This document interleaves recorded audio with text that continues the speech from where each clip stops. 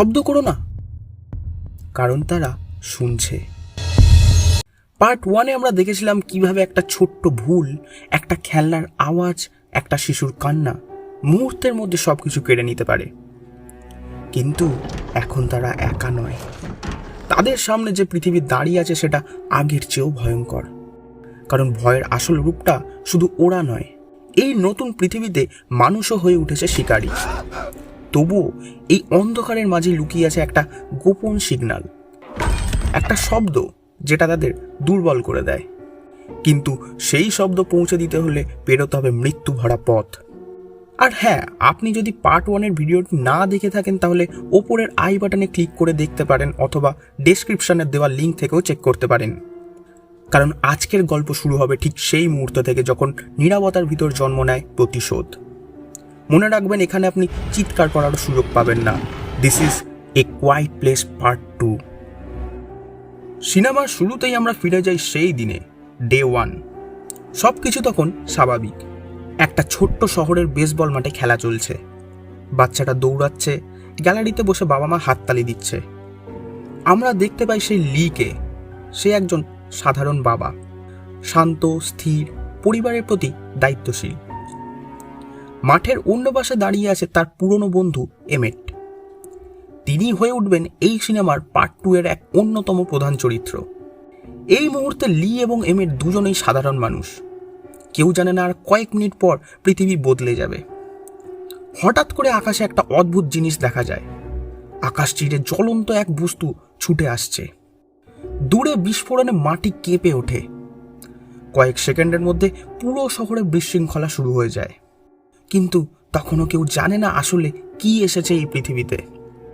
লি ও তার পরিবার তৎক্ষণাৎ গাড়িতে ওঠে। তার মুখে আমরা প্রথমবার দেখি ভয়ের চেয়েও বড় কিছু, সেটা হলো দায়িত্ব। রাস্তার মাঝে বিশৃঙ্খলার মধ্যে হঠাৎ তারা প্রথমবার শুনতে পায় সেই ভয়ঙ্কর চিৎকার। আর তারপরই আমরা দেখি প্রথম সেই দানবকে অমানসিক গতিতে ছুটে এসে এক মুহূর্তে মানুষকে চিড়ে ফেলে। লি পুরো সময় শান্ত থাকার চেষ্টা করে। বিশৃঙ্খলার মাঝে লি ও রিগান একটা ছোট দোকানের ভেতরে আশ্রয় নেয়। ভেতরে আরও অনেক মানুষ লুকিয়ে আছে। বাইরে অন্য গাড়িতে আছে লিয়ের স্ত্রী এভলিন এবং তার 2 সন্তান মার্কাস এবং বো। ভেতরে সবাই আতঙ্কিত, সবাই নিঃশব্দ থাকার চেষ্টা করছে। শুধু বাইরে থেকে মাঝে মাঝে ভেসে আসছে ভাঙচুরের শব্দ। হঠাৎ একটা মোবাইল ফোন বেজে ওঠে, পুরো ঘর জমে যায়। ফোনের রিংটোনটা যেন মৃত্যুর সংকেত। সেই আওয়াজ শুনে দানবটা দোকানের ভেতর ঢুকে পড়ে এবং কয়েক সেকেন্ডের মধ্যে এক এক করে মানুষগুলোকে শেষ করে দেয়। লি সঙ্গে সঙ্গে রিগানকে নিয়ে সেখান থেকে বেরিয়ে পালায়। তারা রাস্তায় দৌড়াতে থাকে। ঠিক তখন একজন পুলিশ অফিসার তাদের দেখতে পায়। তার চোখে আতঙ্ক, কিন্তু সে এখনো নিজের দায়িত্ব পালন করছে। সে অন্যদের সতর্ক করতে করতে চিৎকার করে, আর সেই চিৎকারই হয়ে যায় তার শেষ ভুল। কয়েক মাস কেটে গেছে। পৃথিবী এখন আর আগের মতো নেই। রাস্তা ফাঁকা, শহর নিঃশব্দ। মানুষের চিৎকারের জায়গায় এখন শুধু বাতাসের শব্দ। আমরা ফিরে আসি বর্তমান সময়ে। লি আর নেই। তার আত্মত্যাগের পর এখন তার পরিবারকে একাই বাঁচতে হবে। এভলিন তার নবজাতক সন্তানকে কোলে নিয়ে হাঁটছে, আর রিগান সে আর আগের মতো ভীত মেয়ে নয়। এই সিনেমার প্রথম পার্টে আমরা দেখেছি রিগান তার সাউন্ড অ্যাম্পলিফায়ার দিয়ে কিভাবে একটা এলিয়ানকে দুর্বল করেছিল, এবং সেই সুযোগ কাজে লাগিয়ে এভলিন সেই এলিয়ানকে মেরে দিয়েছিল। যাই হোক, এরপর রিগান রেডিও, ম্যাপ এবং কম্পাস নিয়ে জায়গাটা বোঝার চেষ্টা করে যেখানে সে আগুন জ্বলতে দেখেছিল। কারণ যেহেতু নীরবতাই এখানে বেঁচে থাকার মূল চাবিকাঠি, তাই মানুষেরা একে অপরের সাথে কমিউনিকেট করার জন্য আগুনের ব্যবহার করে সংকেত দিত। তারপর তারা সবাই মিলে ওই জায়গার দিকে যেতে থাকে। সেখানে পৌঁছে ভেতরে ঢোকার সময় এভলিনের পা একটা ট্র্যাপ লাইনের সাথে লেগে যায়, যেটা একগুচ্ছ খালি কাঁচের বোতলের সাথে যুক্ত ছিল। এর ফলে প্রচুর আওয়াজ হয়। তারা ভয় দৌড়ানোর সময় মার্কাসের পা একটা ট্র্যাপে ফেসে যায়। সে প্রচুর পরিমাণে পায়ে আঘাত পায়, কিন্তু মন খুলে চিৎকার পর্যন্ত করতে পারে না। দূর থেকে কে যেন স্নাইপার নিয়ে তাদের দেখছে। ঠিক এরকম সময় সেই এলিয়ান সেখানে চলে এলে রিগান আগের পার্টের মতনই নিজের বুদ্ধি কাজে লাগিয়ে রেডিও আর সাউন্ড অ্যাম্পলিফায়ার একসাথে চালিয়ে দেয়। ফলে সেই এলিয়ানের মোটা চামড়ার খোলস খুলে গেলেই এভলিন শর্ট গান চালিয়ে তাকে মেরে ফেলে। কিন্তু এর আওয়াজে আরও একটা এলিয়ান সেখানে এসে যায়, তাই তারা আবার পালাতে শুরু করে। কিছুক্ষণ পালানোর পরে এমেট অর্থাৎ লিয়ের সেই বন্ধু তাদেরকে নিয়ে মাটির নিচে চুপি চুপি একটা লোহার বাংকারে ঢুকে যায়। এই বাংকারটা কিছুটা সাউন্ড প্রুফ, তাই এর ভেতরে তারা খুব আস্তে আস্তে কথা বলতে পারছিল। কিন্তু সমস্যার বিষয় হলো এর ভেতরে দরজা বন্ধ করে দিলে অক্সিজেন ঢোকার কোনো রাস্তা থাকে না, তাই ভেতরে বেশিক্ষণ থাকা যেত না।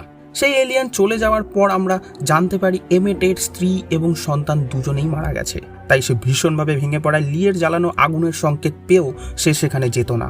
এরপর রিগান মার্কাসের কানে হেডফোনে রেডিওতে একটা গান চালিয়ে দেয় এবং তার মাতার পায়ের ক্ষতস্থানে ট্রিটমেন্ট শুরু করে, যাতে গানের কারণে তার মন একটু অন্যদিকে থাকে। মার্কাস রেডিওতে বিয়ন্ড দ্য সি গানটা শুনতে পায়। সে বলে এটা হয়তো কোনো কোড হতে পারে, কিন্তু এমেট সব আশা ছেড়ে দিয়েছে। সে বলে এই একটাই গান দীর্ঘদিন ধরে রেডিওতে লুপ করে বাজতে থাকে, এটা কোনো সিস্টেমের ইস্যু হবে। সেই রাতেই রিগান মার্কাসের কাছে গিয়ে তাকে জানায় রেডিওতে ওই সিগন্যালটা একটা আইল্যান্ডের কাছে থেকে আসছে, কারণ সে তার পিতার তৈরি করা ম্যাপেতে কিছু রেডিও স্টেশনের জায়গার অস্তিত্ব পেয়েছে। তাই সে মার্কাসকে তার সাথে সেই আইল্যান্ডে যাওয়ার জন্য বলে, কারণ তার মনে হয় ওখানে থাকা কিছু জীবিত মানুষরাই হয়তো রেডিওর মাধ্যমে ওই একই গান বারবার বাজিয়ে সিগন্যাল দিচ্ছে। কিন্তু মার্কাস আগে থেকেই ভয় পেয়েছিল, তাই সে যেতে চায়নি। আসলে রিগান সেখানে যেতে চাইছিল কারণ তার যে হিয়ারিং সাউন্ড অ্যাম্পলিফায়ার ছিল, সেই সাউন্ডটা যদি রেডিওর মাধ্যমে তারা একবার চালিয়ে দিতে পারে, তাহলে তার ফ্রিকোয়েন্সিতে সব জায়গার এলিয়ানরা দুর্বল হয়ে যাবে। পরে সুযোগ বুঝে তাদেরকে মেরে ফেলাও যাবে। মার্কাস তার সাথে যেতে অস্বীকার করে রিগান একা একাই বেরিয়ে পড়ে। এই খবর এভলিন যখন জানতে পারে সে খুব চিন্তিত হয়ে পড়ে এবং এমেটকে জোর করে রিগানকে ফিরিয়ে আনতে পাঠায়। রিগান যাওয়ার পথে একটা ভাঙা ট্রেন দেখতে পায়। সে সেটার মধ্যে ঢুকে পড়ে এই আশা নিয়ে হয়তো কিছু দরকারি জিনিস পাওয়া যেতে পারে, কিন্তু ট্রেনের ভেতর ঢুকতেই সে অবাক হয়ে যায়, কারণ সেখানে রয়েছে অনেক মানুষের লাশ।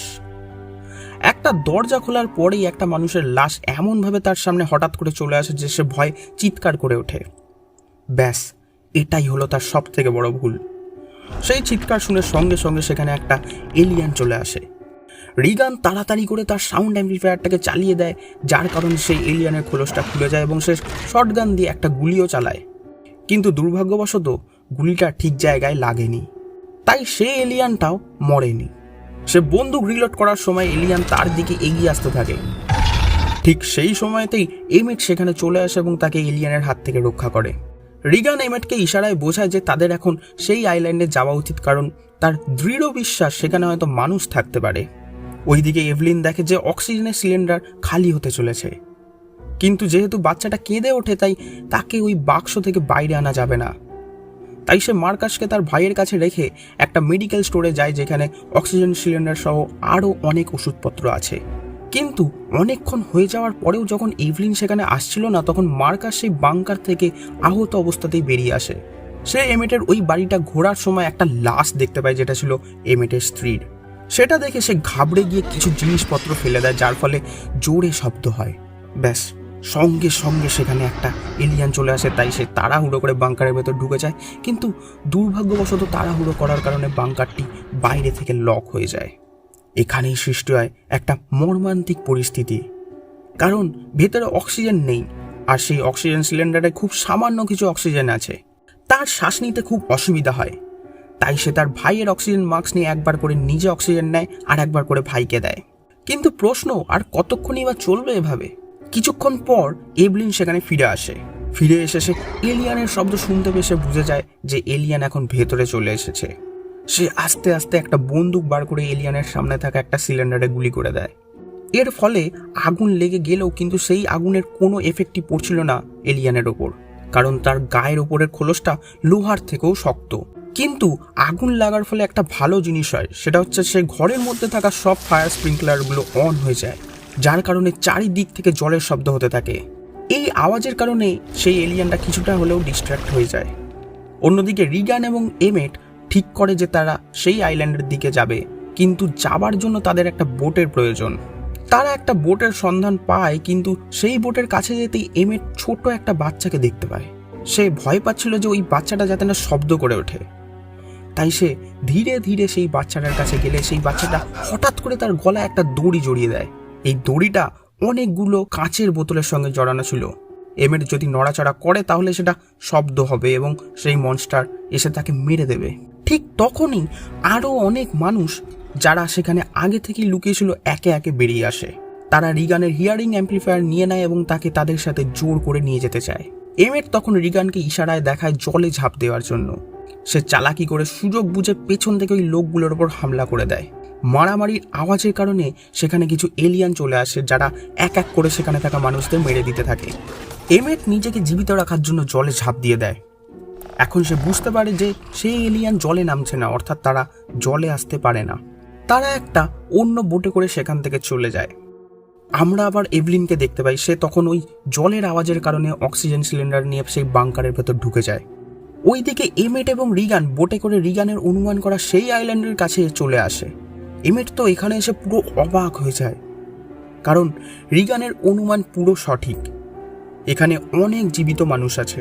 এমেট সেখানকার যে হেড আছে তার সাথে কথা বলে জানতে পারে যে মিলিটারিরা যখন জানতে পেরেছিল যে ওই এলিয়ানগুলো জলে নামতে পারে না, তখন তারা 12টা বোট রেডি করেছিল, কিন্তু মানুষের নিজেদের মধ্যে ঝামেলার কারণে মাত্র 2টো বোটই সেখানে আসতে পেরেছে। তারা এখানে অনেকদিন আগে থেকেই সুরক্ষিত আছে। এমেট এরপরে তাকে জানায় যে রেডিওতে ওই গানের কোডটা সে নয়, বরং রিগান বুঝতে পেরেছিল। সে তাকে আরও জানায় যে রিগানের প্ল্যান হচ্ছে তার হিয়ারিং অ্যাম্পলিফায়ার দিয়ে যদি রেডিও স্টেশনে ব্রডকাস্ট করা যায়, তাহলে সেই এলিয়ানদের জব্দ করা যাবে। তাতে সে রাজি হয়ে যায়।